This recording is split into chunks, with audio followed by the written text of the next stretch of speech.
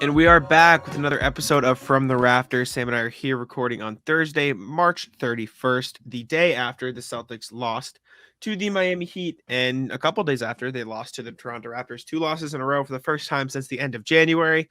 I know, Sam, you were telling me you're not very happy, and I can't imagine many Celtics fans are right now. It wasn't a great loss to Miami. I mean, they were in it for the first 3 quarters. I would say it was a good game through 3, and then the fourth, they kind of fell apart, which is reminiscent of what we saw earlier in the season. I'm not too worried, and we can get into this discussion right away. But yeah, just general thoughts. Also, we never even talked about the Rob injury because it's been a week since we spoke to you guys. Rob injured, successful surgery, 4 to 6 weeks, best case scenario. We can talk about that as well. But let's start with Miami since that's most fresh on people's minds. Yeah, so that was an excellent game yesterday. It was good to watch for the most part. Yep. You know, the officials were pretty inconsistent throughout, but I mean, you should still win. Like, play better, play better. The officials aren't a problem. I think that's it. Yeah, I mean, you see that 1-3-1 in the fourth quarter, and they short circuit. They don't know what's happening. They're like freaking out. They didn't score for like the first 3.5 minutes of the quarter. They only put up 15 points the whole time. And then they didn't score much in the last 4 minutes of the quarter. So it was a game where they played pretty well. They went on a couple really good runs. I think they went 15-16-0 there in the third quarter after going down 11, which was good to see. But they really weren't able to keep the pressure on like they had previously. I'm not completely sure you should chalk that up to Rob not being there. I think just Miami was a good team yesterday. In part, like the rebounding, you could tell was affected because of Rob. They should have won regardless, but like I didn't even think the rebounding did not stick out to me too much. There was a couple late in the fourth where they got it, which you don't want to see. But I also saw a tweet and it was like, no shot Dwayne Dedmon makes these layups if Rob is That's also very true. Yeah. But I know what you're saying though. Yeah. Like, yeah, they missed him, but the defense didn't take that much of a hit before free throws at the end of the game. I think they only gave up like 104 points or something like that. Also, make your free throws. Yeah, make your free throws, make your layups, Grant.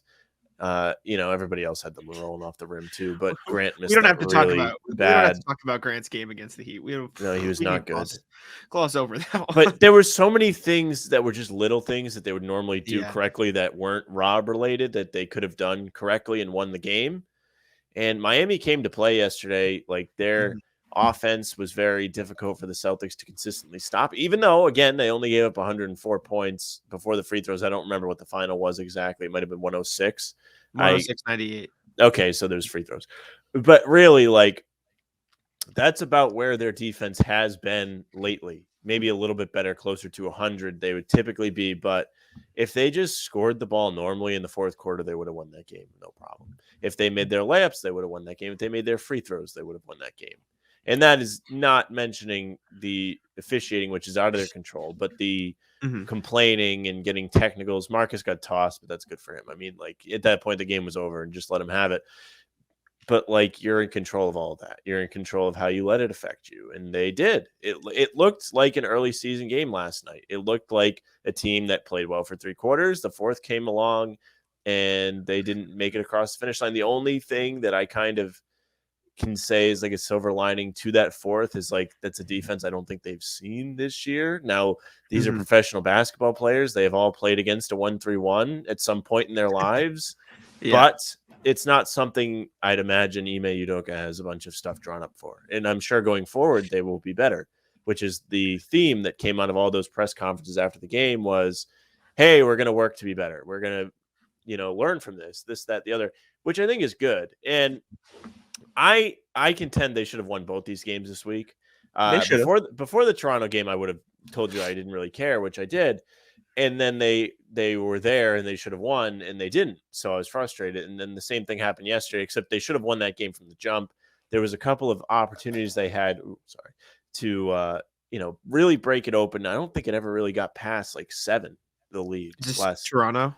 No, this is Miami. Okay, yeah, got you. Last night, I don't think it really got past 7 points. So they could have been better when they were on the runs, and they would give up a 3, and then the game would get close again. In defense, Miami did not quit. Like there was a couple possessions of course, where like it was like, geez, man, they really just won't let up. Like just like, come on. Just go away. Just go Yeah. away. I was surprised that wasn't a more negative rant from you, Sam. I'm happy that we're not too down in the dumps about the Well, I Celtics. mean, what do you want me to say? I really don't want to. I want to separate Rob being out from them losing, because I think there is a difference. There Yeah, is a difference. I don't think they lost the game yesterday solely because Rob was out, and I don't think Rob being out is going to make it so they can't win basketball games anymore. Right? And I think if you're thinking that, it's just a lame excuse. I think it might make it slightly harder, It's but harder for sure. they just have to approach it differently is the harder part. And And I Rob is will a big part of say, the team. Can't and I will downplay that. say, in the past, this Celtics team, the biggest theme of the Celtics season for me is, and I don't exactly know how to phrase this, everything needs to be right for them to be at their best, if that makes sense. Like if one player is out, they kind of I are in agree. shambles. If the defense throws one slight thing at them that makes them change, they kind of just go to shit. Like that's the one major flaw, and it is a big reason why they lost that Heat game. Rob was out, and it was their first game with the full roster and without Rob. And that Toronto game, I think you can kind of look at as a trap game for the Raptors, as in like the Celtics were obviously hungry, wanting to prove themselves because they didn't have their stars, blah, blah, blah.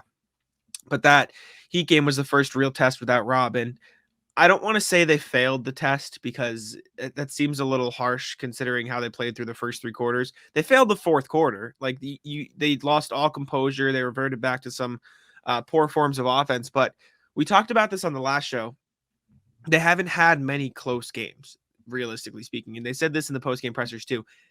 They've been blowing teams out. And Udoka said after the game, he said, I think this is a good thing because it teaches the guys, you're not going to win every game by 20 points. And although you would have liked to see them win to prove that they can win those games, it's better to get this sort of game in now rather than in the playoffs, right? You want these learning experiences, and Celtics fans ever going to say, "Oh, learning is no moral victories, learning experiences," and Tatum even said it, right? There are no moral victories. You either win or you lose, but that doesn't mean you can't learn something from the loss, which is perfectly put. Like shout out Tatum for saying it that way.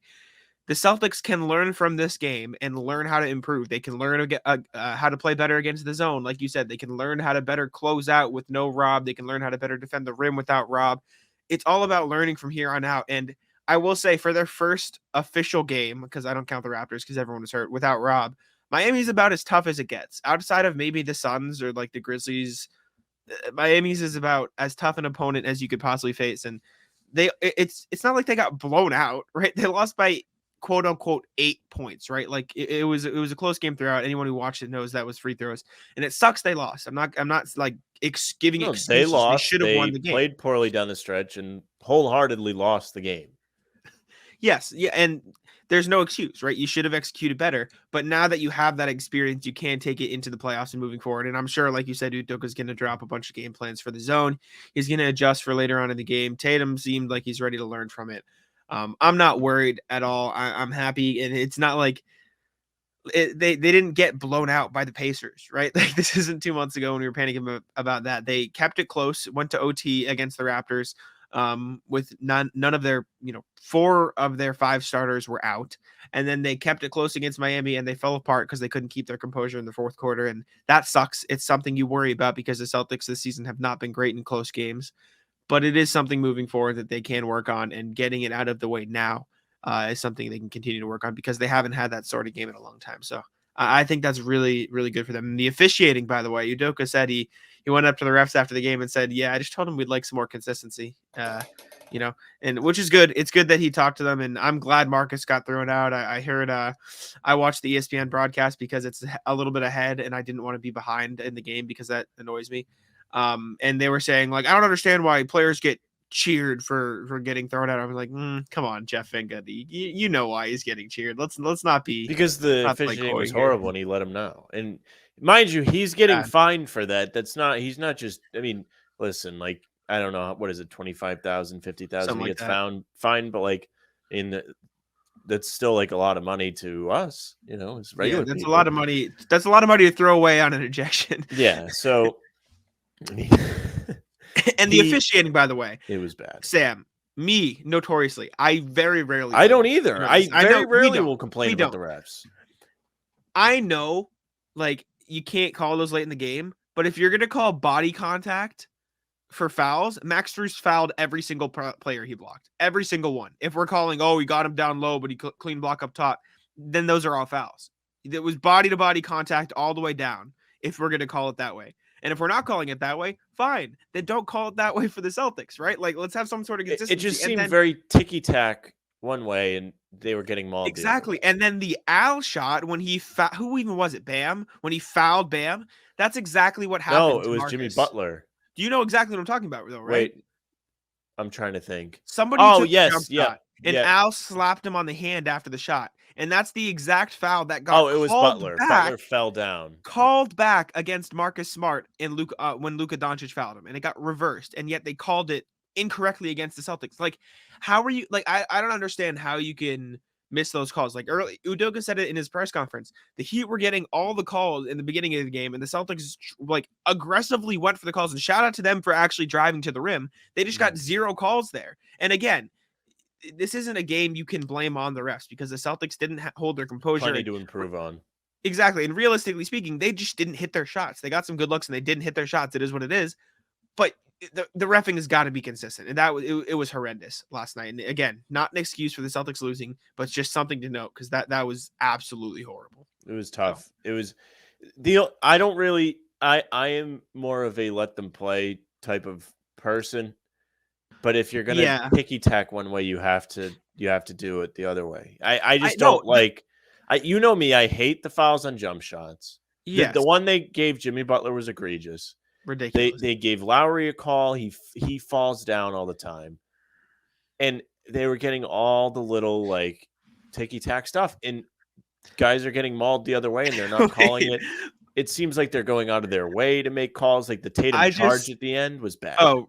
Tatum charge was one of the worst ones. Max Strus was so blatantly moving backwards and falling backwards. But if he's moving backwards, then he's really not getting in Tatum's way. Like that's probably why it didn't get overturned. Like he's not like throwing his body at Tatum. He's like just moving backwards as Tatum moves forward. He just like tripped him. I don't know. I don't think that's a charge. But by whatever the rules are, that's probably why they didn't change. Yeah, no, I'm saying I blame Tatum on that one because he extended his arm. He's got to stop doing that. He does that way too much, the arm extend, because they're going to call it. What I was laughing about, out of all the players who got screwed last night, all of them complained except the player who got screwed the most. Derek White got so unbelievably screwed. He got slapped in the face. PJ Tucker ran him over and hooked his arm, and Derek White got called for the foul.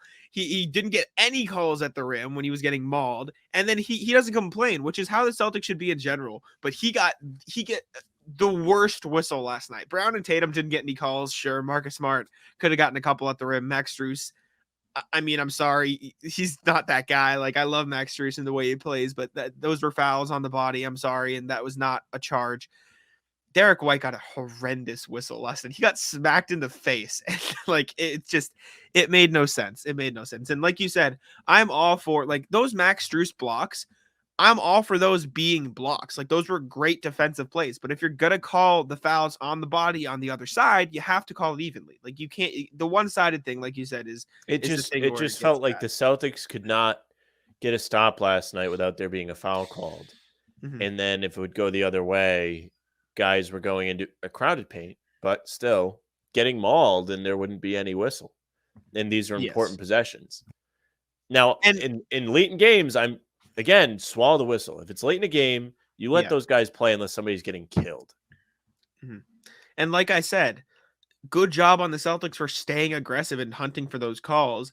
You'd like to finish some of those layups so the call doesn't matter, but I mean, again, I'm not blaming the refs, but there's probably a reason why the Celtics didn't make many of those layups. Probably because they got mauled. Like there's a connection. Not great. I don't know. Yeah, well, okay. Like I said, we don't have to talk about Grant. We don't have to talk about one person we should talk about was Tice. He was fantastic. Yes, Tice has been fantastic. Tice, since Rob has gone down, has been really good. Yes, that is one thing. If you really want to be happy this morning, well, it's going to be Friday when you listen to this, but it's Thursday afternoon right now. Be happy anyways. Yeah, well, you do what you want. We don't tell you what to do. But Tice really has been great. He was 6 for 6 against Miami on Wednesday. He was good underneath. He was athletic, dunking the ball. he's all right at being in the Rob role. He's not Rob. He doesn't do everything Rob does, Yes. but he's not the worst person to have filling in. He's certainly better than Cantor. And I mean, he should be able to get you through the first round until Rob is supposed to be cleared to. I don't really know what the deal with that is, anyways, because I was listening to the radio today. They made a good point. Is the 4 to 6 weeks Rob's being expected to be back playing, or him being cleared to do basketball stuff? I think that's playing. I'm pretty sure it's playing, which is phenomenal because all the reports I see say he could be back by the second round of the playoffs, which is, I mean, I would say the Massive. best case scenario. What a roller You may say coaster it was the week best we case had as fans. scenario. You For real. have it starts Sunday because we haven't recorded since last week. It starts Sunday. They play Yep. Minnesota, and we know they win. They go into first. If Philly loses, they win the game. Philly does lose. Philly does lose, and then you find out. I mean, when Rob went out and he wasn't expected to return, and then they were talking about a post game, I kind of got the vibe that they knew something was really wrong. I think you did too. But people kind of were downplaying it on Twitter. I did not get it. I was like, I don't know why. Like, no one's talking about this, and I don't know why. Like, I'm not feeling good tonight, despite the standings or whatever. Then the next day, it obviously comes out he's torn his meniscus. So we're all sitting here. You've got the Twitter doctors coming out with their diagnosis without seeing any scans or anything, and what they think. And then we find out Wednesday, right, early in the day before that game, that Rob, 4 to 6 weeks, easy surgery. And the surgery was decided on by the doctors and him. The team was not involved. So, he was not like rushed back. You have to be pretty excited for that. It's good. It's the best news you could get probably from that. There are a lot of skeptics, though. People not think he's going to come back and be effective. Yeah, no, I mean, it's about the best news you could possibly ask for from the Celtics perspective. And like you said, the Celtics team had no effect on the surgery he chose. If Rob wanted the shorter one so he could come back, that's great. I mean, just because it shows he wants to be back. Obviously, you want him to be healthy long term because he's a big part of the team's future. But I'm hyped. I think the Celtics can still make a serious run this year, especially when he gets back. I think Tice is going to hold it down really well. He's played well against the Raptors and the Heat. Celtics just got to figure out how to close out in the clutch, and I think they'll be probably one of the best teams. And the question is now, because with the loss, if the Celtics had beat the Heat on Wednesday night, they would have been first place in the East. But now they lost, and now they're 2 games back of the Heat in 4th place, which is fine. I'm not like complaining, saying that's a terrible thing. Do you think it's at this point, and obviously, hindsight's 2020. We've been talking about just win as many games as possible. I'm not saying the Celtics should lose. I still think they should win as many games as possible. But now they don't. Now that they don't control their own destiny in terms of the standings, would you rather just see them get 3-4, avoid Brooklyn completely in the first round? Yeah, probably. But I don't want them to tank games. I just think that's how it's going to end up. So that's what you should probably prepare for. I don't think they're going to go out there and try and lose. I think they need to really utilize these last 5 games as a tune-up for the playoffs. You have a big shakeup in your lineup with Rob not being there. He's a big part of your defense, big part of your offense in terms of being a safety valve. Makes it easier for all the other guys that do the main scoring. You need to get used to playing without him. You could see that they struggled without him last night. There were parts of it they could have used him. Doesn't mean they lost the game because he wasn't there or whatever, but it's an adjustment. It's still an adjustment. You need to get as adjusted as you can before the playoffs start because you need to get through those rounds if you want him to play for you again this year. Yeah. Yeah, and I guess from that perspective, if you can avoid Brooklyn round 1, get them round 2, Rob is back for round 2, that's the best case scenario because now it's shifted from round 1, get him out of the way, to just survive round 1 without Rob, get Rob back. I have to pull up the schedule and the standings and stuff for today because I don't really know. I didn't look last night. I don't know. Did Brooklyn play? No, they didn't play. Last night, no. They did not play. They did not play last night. Last I checked, they're a game up on Charlotte, who has the tiebreaker. So should they be tied, Charlotte will become 8. Brooklyn plays tonight. They play Milwaukee. Bucks. Yes, okay. Big game. So who do we want to win that game? Who do we want to win? Who do we think? Celtics fans. Who should Celtics fans want to win? Well, here's the thing. It's tough. No. Here you go. Ready? Okay. So you've got Miami, 1 game above Milwaukee. Milwaukee one game above Philadelphia and Boston. So Celtics are tied in theory for third, even though the win percentages are different. I don't really know how the tiebreaker works there, but And regardless, Philly plays Detroit tonight, so we can root for Cade Cunningham. okay. Well, regardless, Yeah. there's that. Now, looking in the play-in, this is where, to me, you can really. I mean, you can't because it's the friggin' play-in and it's going to be shaken up, but you can get the most information about who they're going to play. Brooklyn, 8.5 games back of first. Charlotte, 9 games back of first. So if Brooklyn loses today, they will drop to 9. Atlanta is 9.5 games back.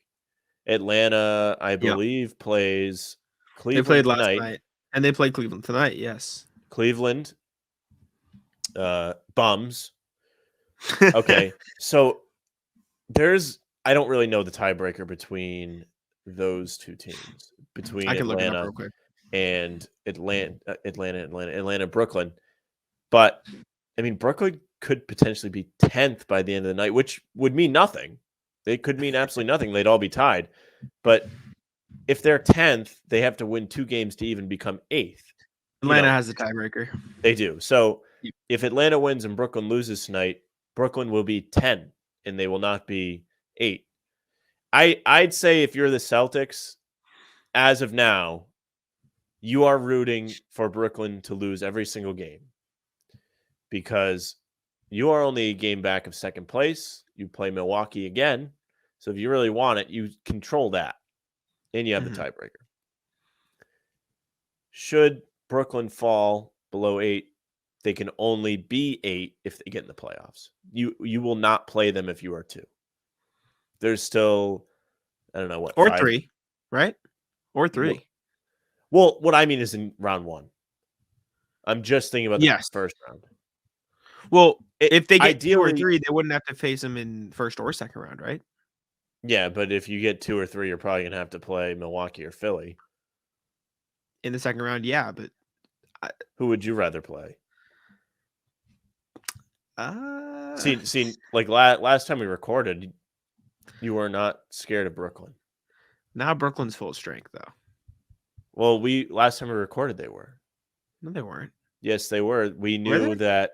Yeah, because I was complaining about it. I was complaining that the dude had no backbone. I don't think I was adamantly saying I'd rather play Brooklyn than either of those two. And I think I remember what I said. What I remember said, there's no other player in the playoffs who scares me more than that is true. I agreed.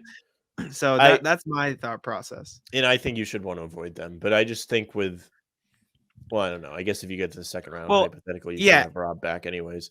And in the second round, at that point, you're talking the least of all evils, right? You're gonna have to face either Milwaukee, Philadelphia, Miami, or Brooklyn, probably. You're not gonna get after yesterday. I don't want to deal with a series of Miami. I forgot how unlikable that whole team is. I told you. I've been telling you. And they're all irritated. Like, I hate Lowry. I'm starting to dislike Bam just because he's annoying. Hero's annoying. All those guys are just Spoelstra's annoying. I would love if they imploded. They very well could. But yes, the long-winded answer is tonight I guess you kind of want Milwaukee to win tonight. Which is weird because you want that second seed, but I think you take that 3 seed from Philly. I think they're not going to finish 4th.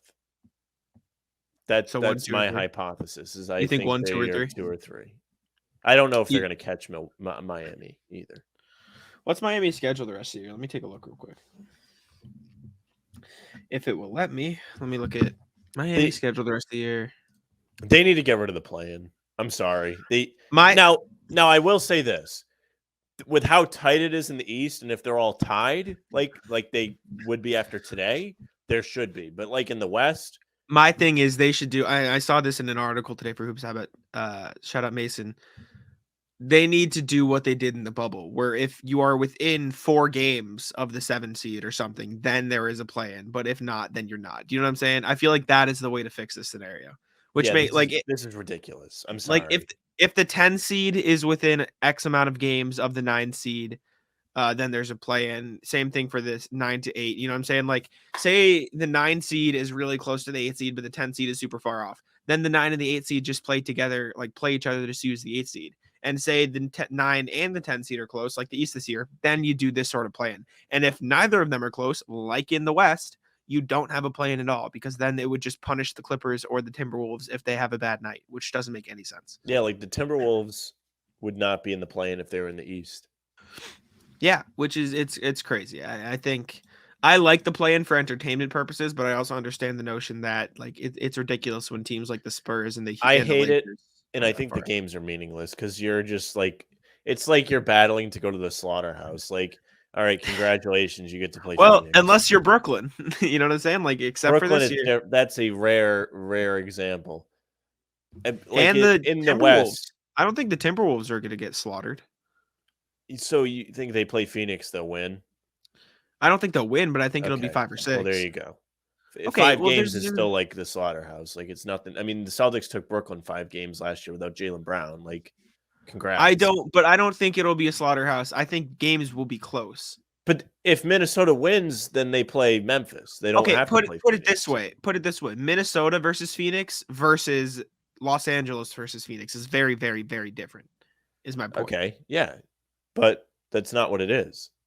That's really not the situation. The situation No, no, that I'm no. complaining about is the Pelicans or the Lakers. If they win 2 games, then their reward is to go play Phoenix. Congratulations. Yes. Okay. I understand what you're saying. I agree with that. Also, Miami's schedule doubling back is not too hot here on out, so it's looking like they could storm Chicago, Toronto, Charlotte, Atlanta, Orlando. So Chicago sucks, man. Toronto's real good though. Toronto's hot. They could pull off something. I'm not convinced Toronto's that good. I'm not. They had to go to overtime and had Siakam score 40 for them to beat the bench. I know. They're not like a top team. They're flawed. Like I think Scotty Barnes is a good player. Like I'm not discounting him. Van I Vliet's think fine. Toronto is directly in the tier below the top 5 teams in the East, which I know isn't saying much. Like I'm not sitting here saying they're on the same level as the Celtics, Sixers, Heat. I'm just saying like they're a tough team, and they're the type of team I wouldn't want to play in a 7-game series. Not that I don't think the Celtics would win. I just think it would be a pain in the ass. No, I don't want to look at Makes sense. Nick Nurse hold his mouth open for 7 My games. main point being I'd rather play either Chicago or Cleveland than Toronto, which is not saying much, I know, but that's just the point. I put them a tier above those 2 guys, which Chicago, by the way, is in danger of losing the 5 seed, which is kind of crazy when you think about it. It's one game, right, between the two? They're tied. They're in a virtual tie. Yeah. Chicago is in shambles, man. No bueno. See, now that really makes things interesting. Mm-hmm. And Cleveland's 2 games back. Cleveland's going to be stuck in that play-in, I think. So. Oh, Cleveland's in the play-in. The question is, does Cleveland get out of the play-in? No. You think Cleveland loses to Charlotte or Atlanta? Yes. Wow. That sucks, man. That's just, and I know you don't care because it's not the Celtics, but like, don't care. It sucks for the Cavs. Like, just putting yourself in their shoes, like, they were so good. And the only reason that they aren't still a top 6 team in the East is because they got screwed with injuries. And I'll stand by that. I know the pain. Yeah, exactly. So you should empathize a little bit more, Sam. They must have poached some training staff members from the Celtics. That's what I say. Oh, man. What about the Knicks, though? How about them Knicks? Who could have told you that they wouldn't be good? Bing bong. Clowns. And also Randall like wants to shoot his way out of town.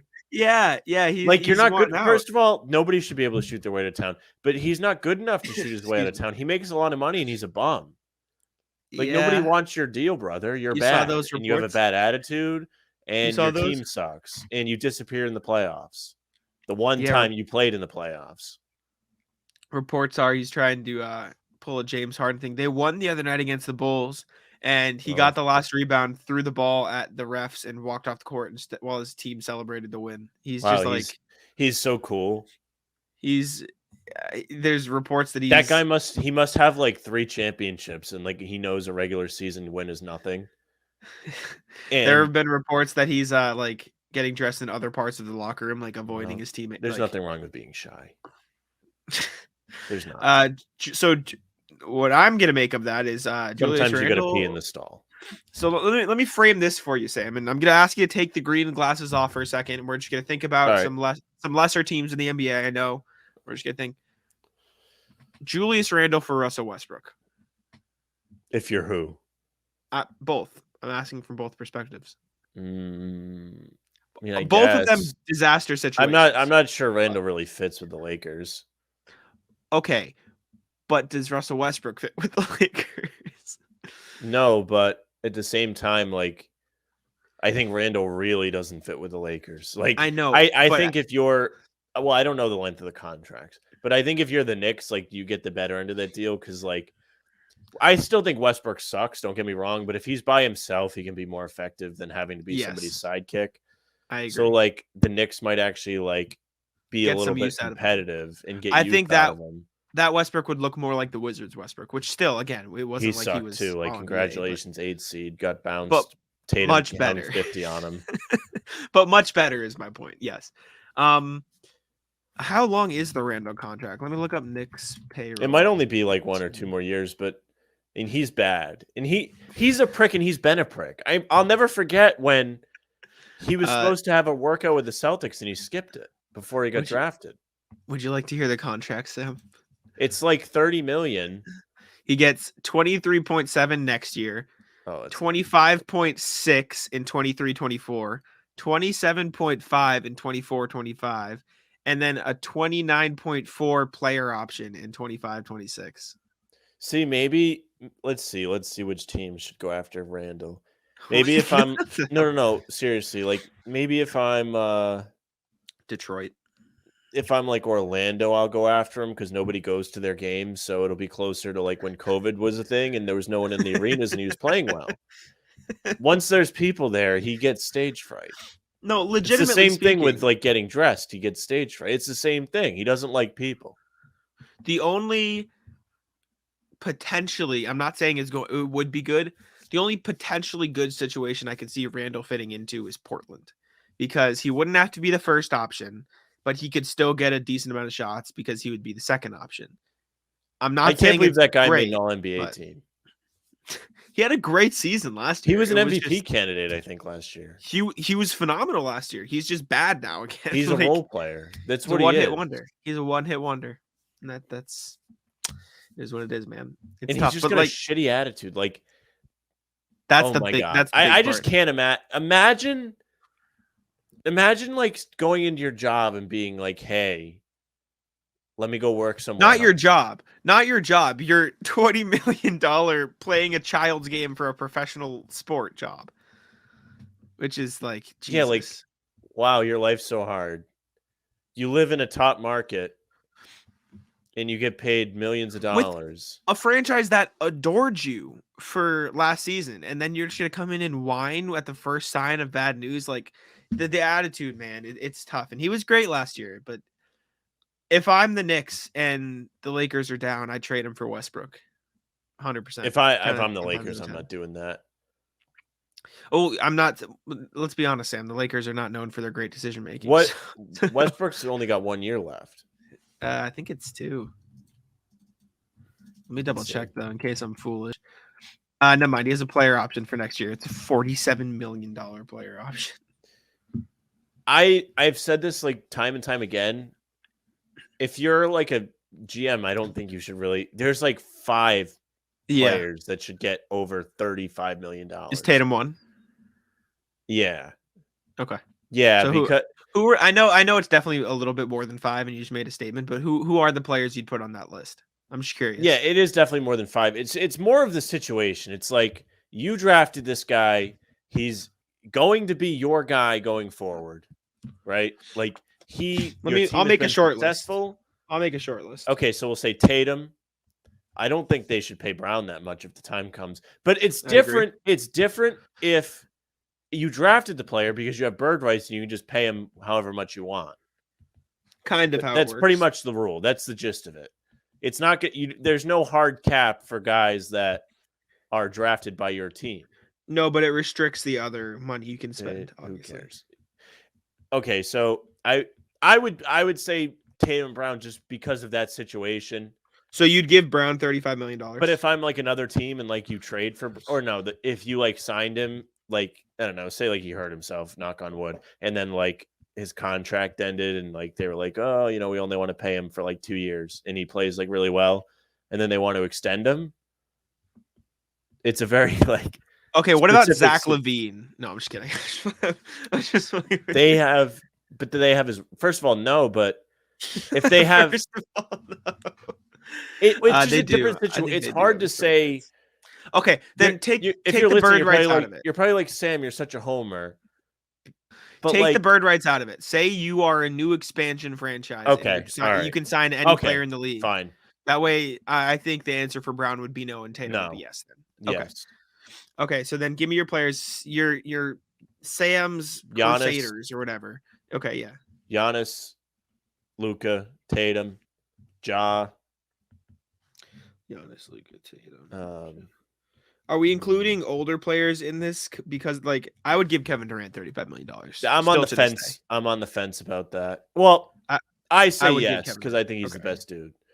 What about like it's no LeBron? No, absolutely. I was gonna say LeBron / Curry because they're older, but yeah, probably not. Okay. Now let's just say how we need for this to make sense. All the deals have to be the same amount of time. Okay. Of time. Okay, of time. Because you could pay LeBron or Curry fuck all for 1 year, and it won't matter. Let's say 4-year deal. Okay, all right. So how old is? Let's see. KD's like. I would still do it. He's teetering, but yeah, like. Okay. But that should like show you like that's how serious this should be. Like Miami pays Lowry, Butler. Both of those guys are old, and they're getting like Butler's going to be making $50 million. Yep. Are you kidding me? Miami's so lucky that they drafted well, and they have Bam, Hero, Duncan Robinson, Max Strus on a low-level contract, and they can afford to tie up money. Well, with those other guys, they can for now, but in a couple of years, when Max Strus and Gabe Vincent want to get paid, they're going to have to go somewhere else. Yes, but for now it works. For now, they're fine. They are going to be screwed in a year or two, though. I'm telling you, you cannot be paying one guy, and we can continue with the list, that much money unless he's doing it all, or he's your like bona fide number one. He's going to make all-star team. He's going to be an MVP candidate.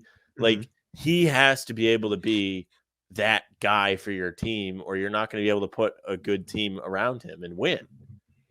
And he's not going to be able to help you win. Okay, what did I have? 5 so far? Hold up. Yeah, I'm making a list, and I'll just ask you the players because I feel like that'll probably be easier. Because I have the. I'm finishing up my list right now. I'm looking at some of the. I'm doing mainly younger players because I assume the answer for like James Harden and them would be no. Harden, absolutely not. But there's Zion Williamson though, Sam. No, absolutely not. No, I'm not even paying him like 20. I'm like, you need to play basketball before you get a paycheck, brother. I think the only player that is older that I would ask you, Dame, I assume would be no because you value winning. We already talked about this when there was rumors for him to the Celtics, and I was like, you shouldn't go get him because he's going to want a lot of money, and he's going to start to decline. The only older player I'm going to ask you then is Kawhi Leonard. For 4 years? 4 years, $35 million. How old is he? I think he's 31. Kawhi. I say he's 30. So. He's 30. He's 30. That's tough, but I say no because he keeps getting hurt. Okay. Like how much has Kawhi played in the last 2 years? None, like almost. He played during the playoffs last year and he got hurt. Not much. You are correct. All right. I have a list of players. It obviously trails off a little bit at the end. With some like newer guys that are super young and super like on the up. So I'll start with those guys that I don't think you're going to give them to, but I wanted to put them on the list just in case you feel a certain way. So I'll start with LaMelo Ball. No, probably not. Not yet. the fringe. But you see what I'm saying? How it's like it could be close. I still can't like get past like the thinking of like their current situation. Like if I'm being honest, the way Charlotte is set up right now, the answer could be yes. One, his contract's not going to be he's not going to be up for an extension like that for a couple years But anyways. you just don't put him at that level yet where Not you yet. would. Okay, yes. But in their current situation, I wouldn't like laugh at it. Like the whole point of it is like securing him long term, and he'll probably end up being worth it. So it's like yes, it's it's close. 50-50. Okay, I assume Embiid and Jokic are both yeses. Yes, right? you can pay those guys. Darius Garland, I assume would be no. Nope. Okay. He's getting there. I'll ask you. He's a solid player. He's not $35 million solid yet. Right now, I'm telling you yet. Bam Adebayo. I don't think so. I think he's a good player. He was certainly a pain in the ass yesterday. Close. He's on the bubble. In my opinion, the best player on that team. Mm-hmm. Really? Oh yeah, far and away. Okay. At least yesterday he was. Okay. Far and away the best player on that team. I think it's a good take. Okay. Cade Cunningham, I'm assuming is a no. No, not yet. But I'm just I was curious because he is so young and you could think about it. Karl Anthony Towns. No. Okay. No, I mean that team has had him on there for a long time. They're what are they, 7th, and this is a remarkable season for them. Well, put 7 in to give it some context. Like 7th in the West is still like 10 games, 11 games. It would be. Let's see. No, they would be 7th in the East too. Okay, but how many games above 500 are there? They are 9. Okay, yeah, so they're a good team. Donovan Mitchell. Yes. Really? Well, now I'm thinking about it. I was surprised. I'm just thinking of like the current situation. Maybe the answer is no, because that Jazz team has been a juggernaut in the regular season. They don't really. He called them out the other day. He called them out the other day. He's getting ready to put the Celtics screen on. Trae Young. I was thinking about this one before you had your list. I'd say probably yeah, because I think he's like a good starting piece for a team, I guess. Like, I don't know. He can impact the game. Like, he's a real pain. I mean, think of it like this. The Celtics double team him. So he's probably at the level where if you paid him that much money, it wouldn't bite you in the ass. You wouldn't be like handcuffed with that contract. It would not turn into a Westbrook contract. It wouldn't turn into a Julius Randle contract. So I'd say yes. Last player on my list, Devin Booker. Oh yeah, sure. I mean, they went to the finals. Sure. I wasn't sure because a lot of people give Chris Paul the credit, which I think is foolish. But I think they both deserve credit. So Chris Paul shows up and they're all of a sudden a good team, and he definitely had to make a jump to help push them to that level too. It's not really a one person story there, I don't think. So your list is 9 deep of players you would pay $35 million a year on a 4-year contract right now.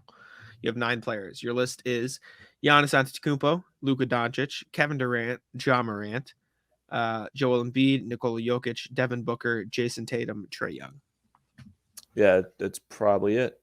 And Donovan Mitchell and LaMelo Ball and Bam Adebayo were on the fringe. The more I think about the LaMelo thing is, I think, no, I'm going to still say no. But it's close. The reason I'm like leaning towards it is that, and also, well, I need to see him be able to like be the guy on a winning team, if that makes sense. I think he's going to be a good player, and I'm not sure that it would necessarily handcuff whoever paid him that money, but it's still you're probably going to need more than just him. Like, he's not going to be the number one, if that makes sense. Like Trae Young is. Yes, I know what you're saying. Yeah, and even Trae Young is close, but I don't think you'll regret it. Alrighty. Well, that's all I have. I mean, I think we covered mostly everything. Miami lost. We talked about the Raptors lost a little bit. Robert Williams injury. I'm very happy about that, obviously. This took a fun little segue. You're very happy about the time. Yes. I'm very happy about that. The surgery went well, obviously. So it's good news. Yes, very. But yeah, anything else you wanted to say before we get out of here? I did have something I wanted to talk about. I forget what it was. I don't know if I was going to complain or not. I just don't remember. I can't remember what it was. I'm sorry. That's okay. We can bring it up on a Miraculously, I've pregame not though. had to go get the groceries, Yeah, Sam's been waiting which this was whole a time to see if massive he's got enough money like that. concern before the show. But yeah, we made it through. Yeah. Thank you guys so much for tuning in. If you don't follow me on Twitter already, I just tweeted that I started a newsletter, Enjoy Basketball, with a great team of writers and spearheaded by Kenny Beecham, King of the Fourth Quarter. So first one is out. Go check it out on Beehive. You can find the link in my Twitter feed, or just Enjoy B-Ball on Twitter, and you can get to it there. So that was really good. It's very fun, and I'm enjoying it. So I'd appreciate it if you check it out. But yeah, that's all I got. Sam, I'll leave it to you. Yeah, thank you guys very much for listening or watching. If you're watching, you're probably on YouTube there on Guy Boston or Bannertown. If you're on Guy Boston, you can catch all the pregame streams there as well. It'll be Jack, me, KJ, Tim. Three of the four of us usually are there.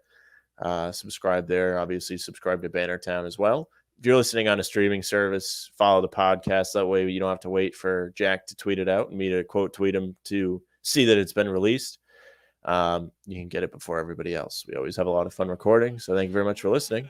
You can follow Jack at Jack Simone NBA. You can follow me at Sam LaFrance NBA. That's our show for today. Tic-tac-toe.